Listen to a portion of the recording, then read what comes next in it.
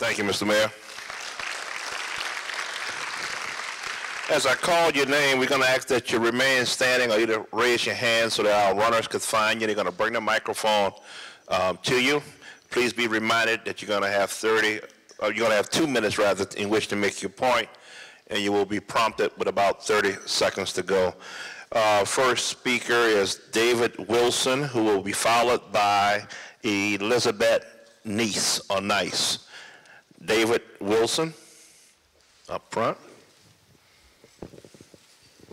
I just had a suggestion, a comment about the recycling, which I'm glad we brought it on. That it just seemed like with the large cans we all got, that maybe every other week would be sufficient instead of an every week pickup to kind of reduce the cost. Okay, the mayor will respond to that at the end of the night. Elizabeth Nice, followed by Kathleen Miller. I'm right here. The land use of the by I-10 in Carrollton Avenue, that is a huge property that as far as economic development, I think we're missing the boat. We've got Xavier University across the way. I mean, shopping in New Orleans is not really good at all. And I resent having to go to Jefferson every time. Welcome to the club. I need to buy clothes for grandchildren. Magazine Street is wonderful, Saks Fifth Avenue is wonderful, Oak Street is wonderful, but they're higher end, and we're lacking in our stores. I mean, we don't have a Target, a Kohl's, something for the masses. I wish we could do something about it. Okay, well, thank you for your comments. Ms. Kathleen Miller, followed by Mary Lacoste. My question has to do with when the project will restart for the repaving of Fleur de Lis. And I did get the answer that it's going to be probably bidded on sometime in January with a start next year. So thank you. Okay. Ms. Mary Lacoste, followed by Fred Ranke. Mary Lacoste? Mary Lacoste right here. I'm bringing you the Colbert report. The biggest pothole in all Lakeview is on Colbert Street, the 1600 block. Unbelievable. The biggest pothole in tourism is the fact that our volunteer tour guides are quitting this year on their birthdays because we have new rules that came in on January 15th by the Taxi Cab Bureau that enforces taxi cabs, and for some reason us. So us little old ladies who lead school children around the French Quarter, who are the ambassadors of goodwill to our visitors, are quitting when our birthday comes. Some of the professional or some part-times are going to stay with it, but the 6 times as much money for it costs. It used to cost us $20. Now a great deal more. 2 days of running around. We have to go to the airport twice to get fingerprinted, once for an appointment. We have to get a urine test, an English proficiency test. We have to show proof that we live in New Orleans, though we've been giving tours for umpteen years, by bringing in different sorts of documents about having our electric bills. So anyhow, we need to do something about the difficulties we're making for our ambassadors of goodwill. But it seems like such a little problem when we have so many. But it's a big problem to the 500 licensed tour guides. Only 250 are active, and something needs to be done. So please help us. All right, thank you, Ms. Lacoste. Fred Ranke, followed by Keith Miller, initial F, and I think you, Keith, I can't make out the last name, but you have a property tax question. Fred? My name is Fred Radke. I'm with Operation Clean Sweep. We eliminate graffiti in the city. One of the things we agree with Council at Large Clarkson, that we want to sell New Orleans. We'd like to be directed towards how we can eliminate 6 huge graffiti tags right across the street from City Hall. And if somebody could help us with that, we would appreciate it. Thank you. Okay. Keith F. first, and then Keith Twitchell.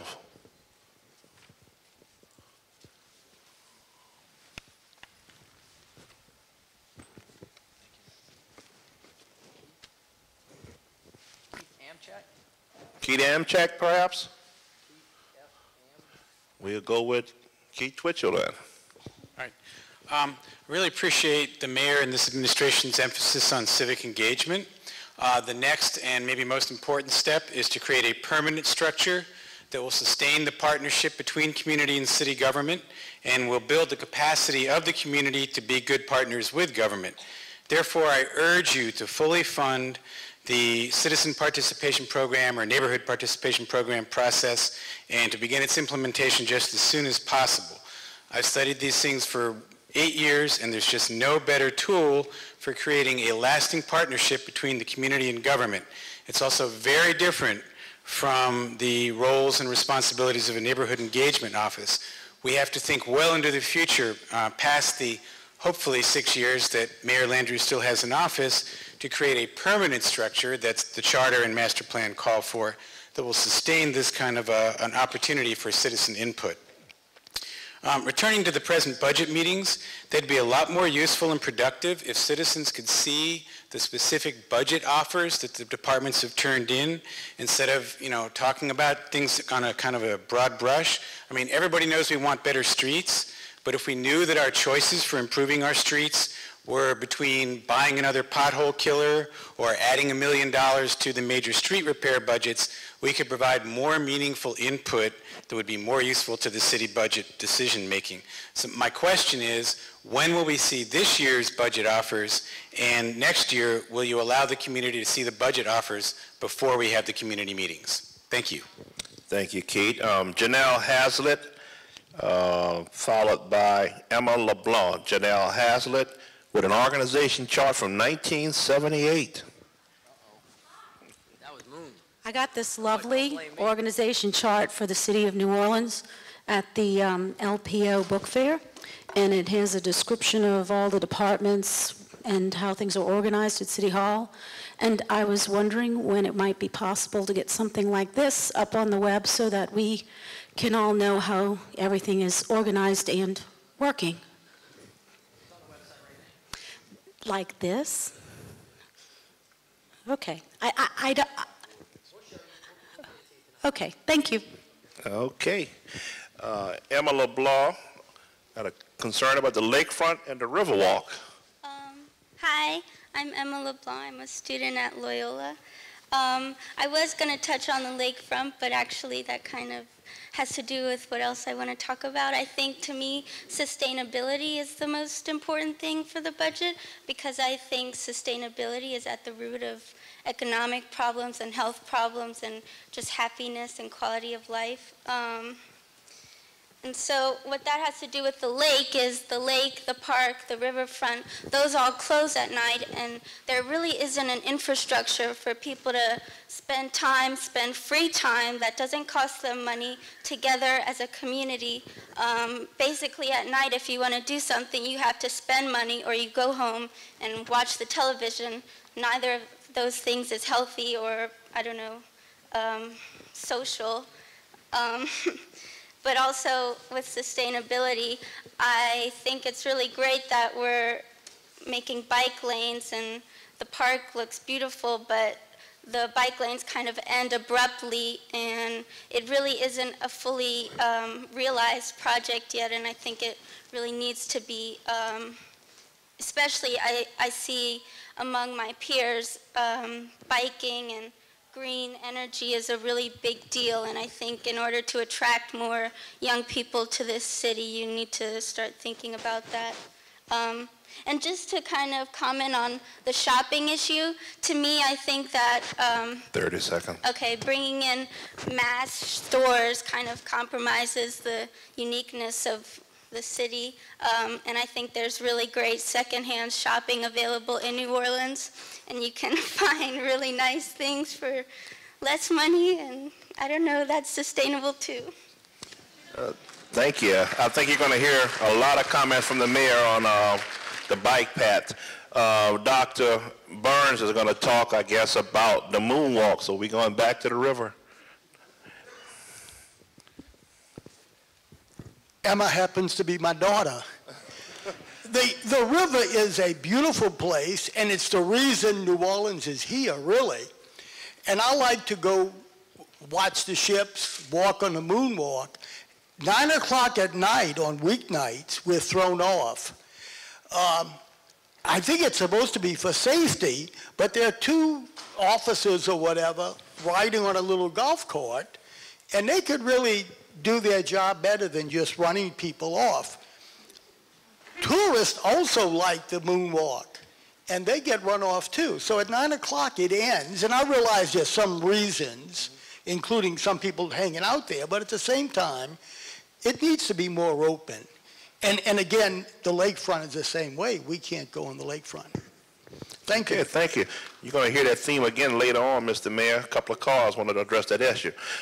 Peggy LeBlanc, once again, of Lakeshore Drive, followed by Tanya, who lives Walnut Creek Road. Cannot make out. This household, we really. Well, y'all got 3 cars per household? We got a 4. All right. Peggy. So I'm not going to repeat what they've already What time y'all go to bed at night? Huh? Late. In the LeBlanc household. We walk on the riverfront, we walk on the lakefront, and it would be nice. Y'all go to separate places, or y'all go to the same place together? Yeah. And we ride the bikes. Okay. Anyway, they've covered it. I don't need to repeat. Thank you. Tanya, okay, followed by Morgan Clevenger. Hello, my name is Thea McGonigal. Over a year ago... Can you pronounce that last name? McGonigal. McGonigal. Yes.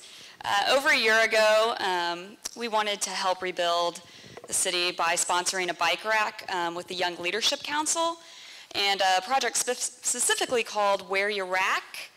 They have been telling us for over 12 months now that they can't proceed until they get final permission from the city. I just need to know, is this project for real?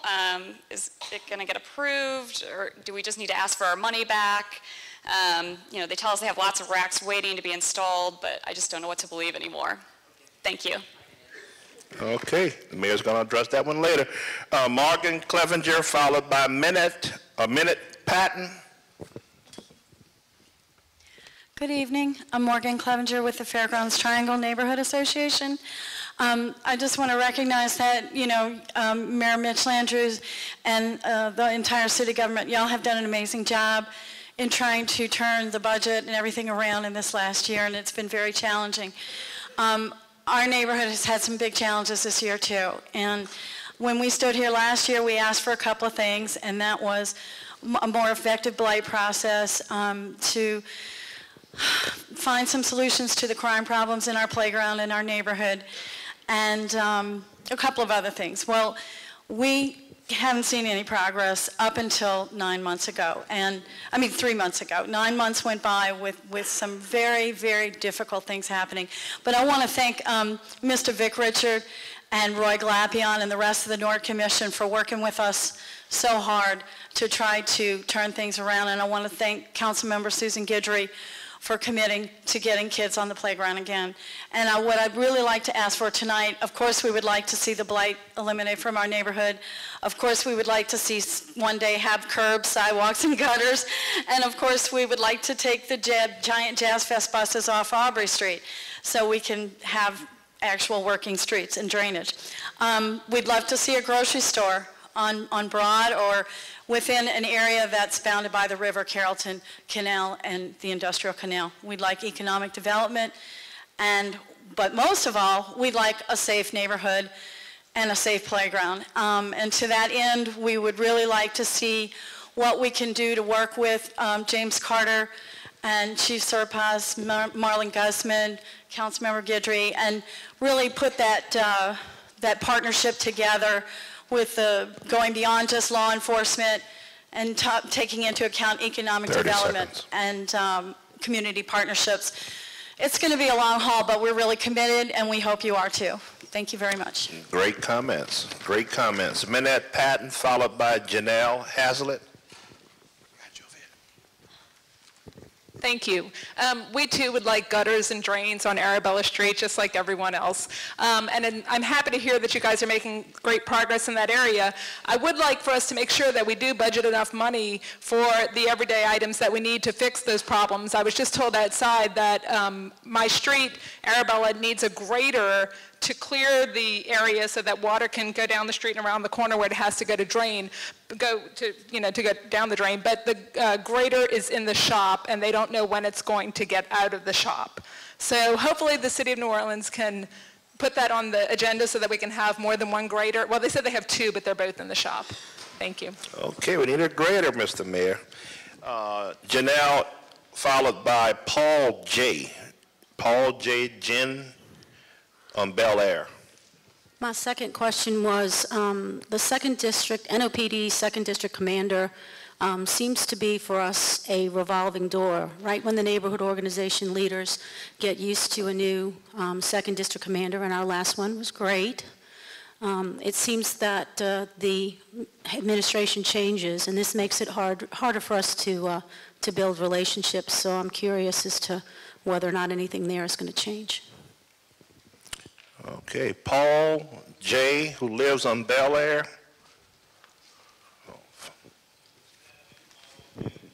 Mine is a street issue. I live on Bel Air Drive. My lot backs State your up. name, please. Paul J. Sparacillo.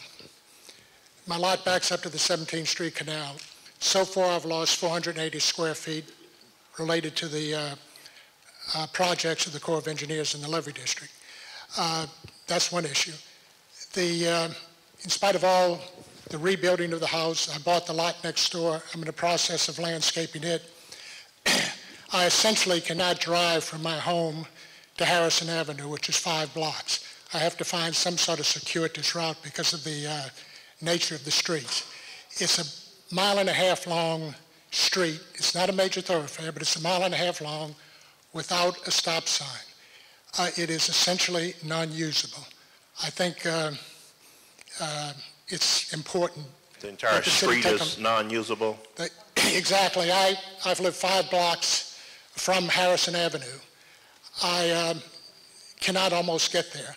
The first street I come to is 16th Street. There's a big crater there. I can't turn on that street. So I have to manipulate my way over to Fleur de Lis and then get there. It's a major problem. Thank you. Thank you. Tiffany Petrie, followed by H.V. Nagajan. Tiffany? I don't think this falls under your jurisdiction, but my biggest concern is the traffic along Lakeshore Drive, the speeding, and I was just hoping one day we could get some increased enforcement.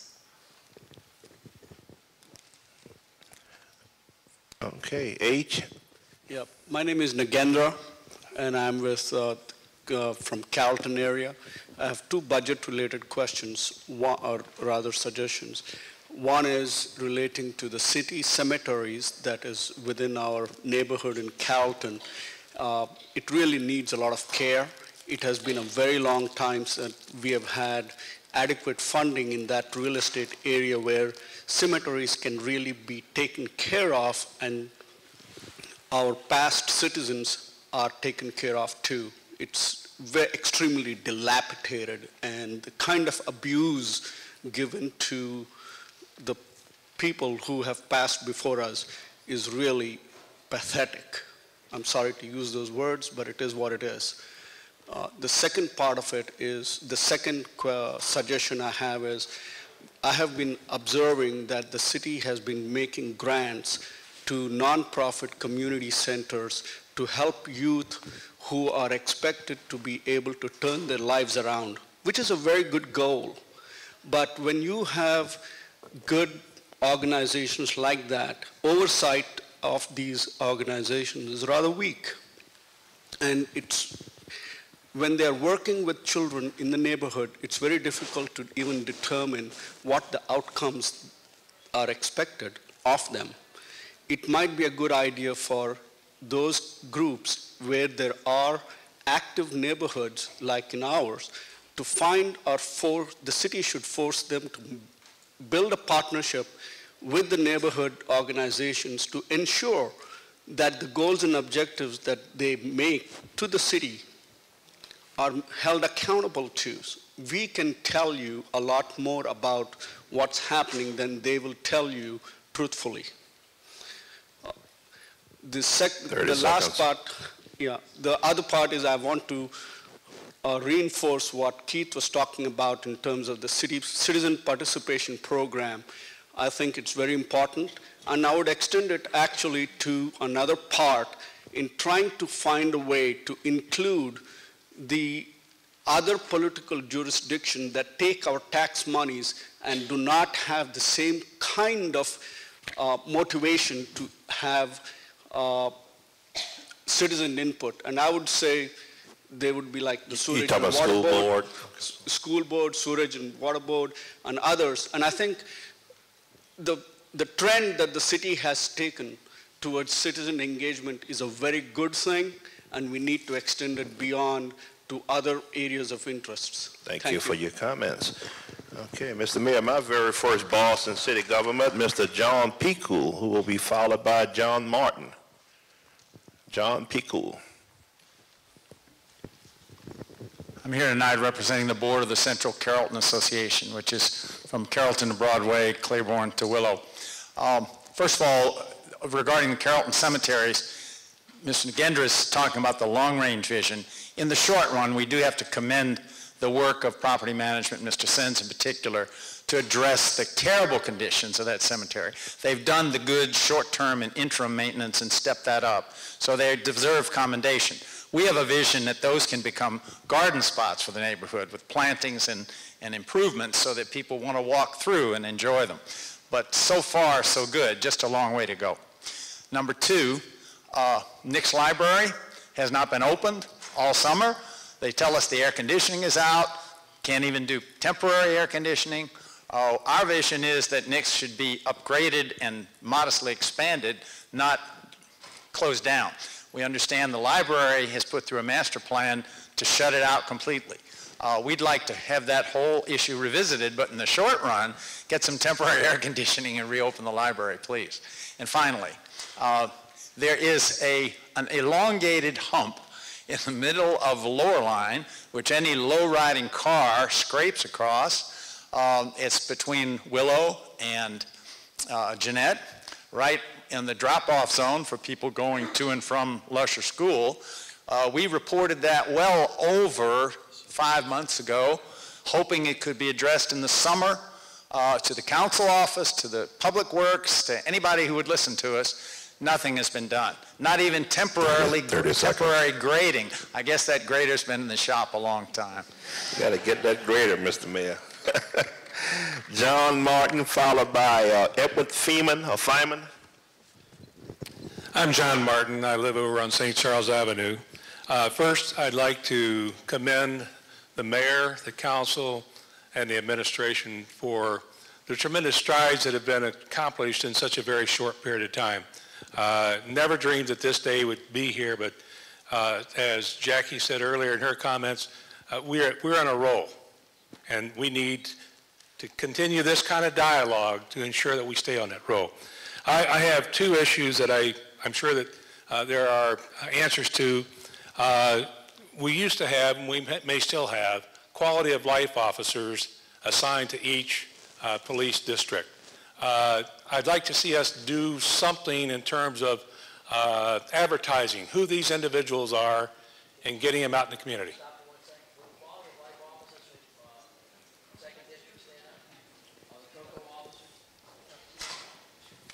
Okay, thank you. I'll talk with you a little later. Because these individuals are as important to the communities in crime prevention as they are on the police force in general. The other thing that I want to comment on is financial support for after-school programs. I've been involved in a number of after-school programs for several years. This is probably one of the greatest crime prevention tools that we have available to us, but we need sufficient funding and we need to grow it. Right now, in Langston School, we have a program for over 100 kids, kindergarten through 4th grade, that we're going to keep them there at the school until 5:30. Academics, character, and sports. And Susan, I didn't know that Langston Hughes was in your district, so you and I'll be talking here in a little bit. But again, my compliments to all of you folks that are here tonight, sacrificing your own personal lives to interact with us. Thank you very much. Thank you, Dr. Martin. Edward Feynman, followed by Jerry Spire. This is addressed to the mayor and the councilwoman. I live in Lakeview, but however, my daughter and her family live in the Uptown area, plus she has a business in the Uptown area. And what I'm really concerned about is, and I sent a letter to the councilwoman for District A and B, the two council people at large, plus Colonel Ebert, about the lack of adequate fire protection in the Uptown district. There's actually, before Katrina, Mr. Mayor, there was 5 engine companies. Since Katrina, the 2 that's closest to your father's house and where you grew up are out of service. And they've been out of service 6 years now, which leaves only 3 engine companies in the whole Uptown area. And if you would read a copy of my letter, you would realize that you're sitting on a powder keg, because fire is a tremendous destroyer. I flooded, but I was able to save a lot of furniture and a lot of mementos and china and all that. But when you have a fire in a house, everything is gone. And I think the most valuable part of a person's house and all is the people living in it. They are definitely in danger, because you only have 3 engine companies for the area from basically Louisiana to the river, all the way to the expressway to the parish line. Now you say also quickly how it affects me. I live out here in Lakeview. Engine 18 on Harrison Avenue is the primary company into my house. He has to go uptown every time engine 25 leaves. And also, too, quickly, what has increased also on the workload of the engine companies is the medical rolls. And that is still very, very important. My sister's life was saved by an engine company getting there on a heart attack. I think this is crucial. I think with something that we shouldn't study, we should implement immediately putting these 2 engine companies back in service. 11 on Louisiana Avenue and 3 was on Broad, which is torn down.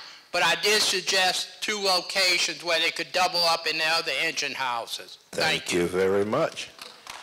Mr. Jerry Spire, followed by Lawrence Papadopoulos. My name's Jerry Spear. I live in the Carrollton Riverbend area. And my commendations to all of you in the administration for the strides made in the last year. This is a blight comment. My experience is there's still a lot of properties in our neighborhood that go through the blight process, that show up on the map, that have been adjudged blighted, had maximum liens imposed, and they continue just to sit there. I was delighted to hear Mr. Complin say in his opening remarks that there are more properties being put on the market, but that seems to be a very slow trickle of a process. I mean, there are 2 properties within a block of my house that would sell if they were put on the market and they were adequately advertised and we knew about it. There needs to be, I mean, the process has been improved, but there could be a lot more done in the transparency of where things are in the process and how we track them, how we keep up with them, how we help move the process, who we encourage to put a particular piece of property on the to-be-sold list and how we get it there. And I'm a retired lawyer, and I'd be happy to volunteer legal time to that end. Thank you very much. Thank you. Mayor said he will take it. Lawrence, followed by Billy Henry. The taxes were upgraded in different neighborhoods. I think Lakeview not yet, but Lakeshore for sure. And some of the properties have doubled and tripled. the taxes obviously will go up a lot all at once, and I was just wondering whether or not the millage will be redetermined based on, since this is a large tax hike, whether the millage is by the city council will be reconsidered at that time so as to, be more perhaps reasonable and not drive some people from the city. And one other thing my wife had asked me to mention is on Canal Boulevard, just past Robert E. Lee, there's a real dip. They've got a cone in there right now. If anybody, if people were scraping themselves pretty badly on that coming up Canal Boulevard, and the two streets going to it around, or the ring streets, have some serious pothole problems. So, okay, thank you very much. Thank you, Billy Henry. And after Mr. Henry speaks, Mr. Mayor, I have about 18 minutes worth of questions in my hand, which would actually bring us near the closing time that we have allotted, so you're going to have to make a decision after Mr. Henry speaks.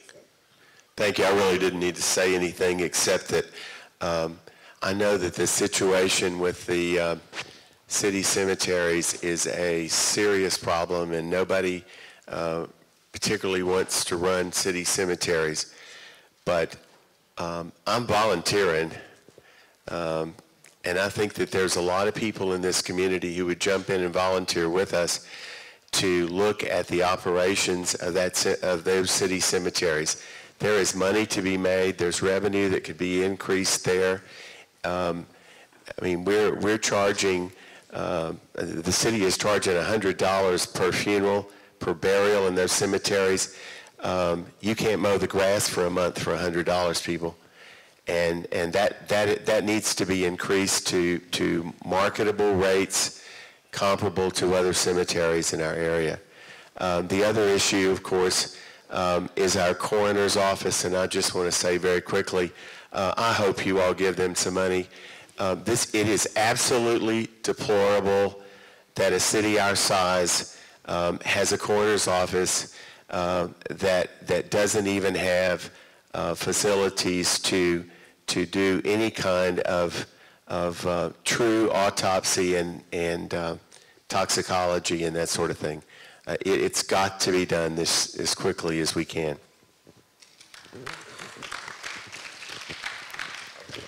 All right, so we got to the point where I told y'all we were going to get when I first spoke. So here's the thing. This is your meeting, right? And we'll do what you tell me. We have, how many cards do we have left? We have about 15 minutes of cards left.